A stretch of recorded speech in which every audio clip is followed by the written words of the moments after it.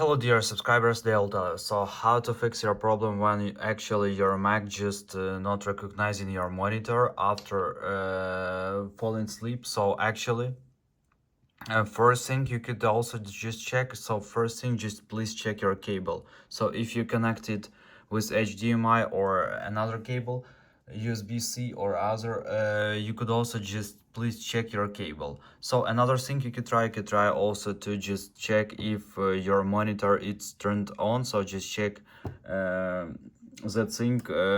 Also after, you could try to go to this place here. Just open the settings on your Mac and just open this place. And here please just check if you will see here your another monitor. So just check if it's successfully recognized. So after, you could also just try to lock your laptop again and just unlock it again. So hope it will help you. And the latest option you can try also to check the latest updates and just install them on your Mac. So just go to software update, and if you see here web update, just tap on download and install and wait until it will successfully install the latest updates for your Mac. So thanks for watching, have a nice day, bye.